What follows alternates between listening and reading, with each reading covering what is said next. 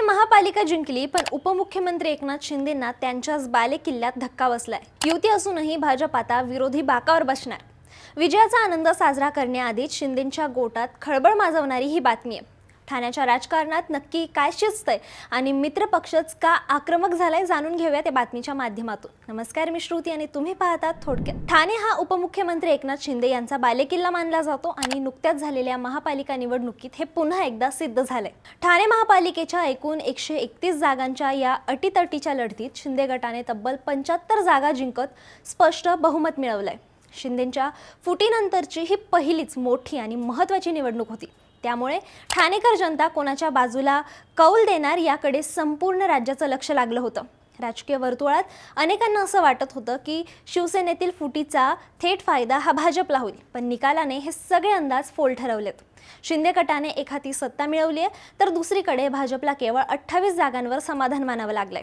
पण खरी बातमी निकालाची नाहीये, तर निकालानंतर भाजपने जी भूमिका घेतली आहे त्यामुळे शिंदे गटाची डोकेदुखी चांगलीच वाढली आहे। निवडणूक तर भाजप आणि शिंदे गटाने युती म्हणून एकत्र लढवली होती, मात्र आता सत्तेची समीकरणं जुळवण्याची वेळ आल्यावर भाजपचे ठाण्यातील आमदार संजय केळकर यांनी एक स्फोटक विधान केलंय। त्यांनी स्पष्ट शब्दात सांगितलंय की जर आम्हाला योग्य मानसन्मान मिळाला नाही तर आम्ही वेगळा विचार करू आणि वेळ पडल्यास आम्ही पालिकेत विरोधी बाकावर बसू। सत्तेवर अंकुश ठेवणं अत्यंत महत्त्वाचं असतं आणि त्यामुळेच आम्ही हा वेगळा विचार करत असल्याचं त्यांनी म्हटलंय। एका बाजूला युतीचं सरकार असताना स्थानिक पातळीवर भाजपने विरोधी बाकावर बसण्याचा इशारा दिल्याने ठाण्याच्या राजकारणात मोठा ट्विस्ट आलाय।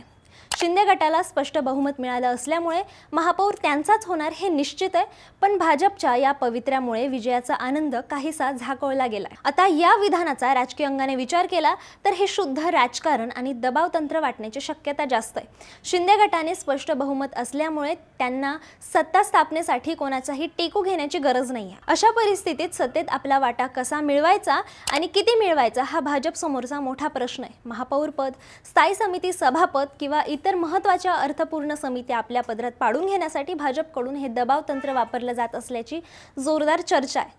कारण सत्तेत असूनही जर महत्त्वाची खाती किंवा पदे मिळाली नाहीत तर पक्षात नाराजी पसरू शकते। त्यामुळेच सुरुवातीपासूनच आक्रमक भूमिका घेऊन शिंदे गटावर दबाव टाकण्याचा हा भाजपचा प्रयत्न असू शकतो। तर दुसरीकडे भाजपचे आमदार निरंजन डावखरे यांनी निवडणुकीत दिलेली आश्वासनं पूर्ण करण्याची जबाबदारी आमची असल्याचं सांगत सावध भूमिका घेतली आहे। पण जर खरोखरच भाजप विरोधात बसलं तर उपमुख्यमंत्री एकनाथ शिंदे यांच्यासाठी ही मोठी डोकेदुखी ठरू शकते।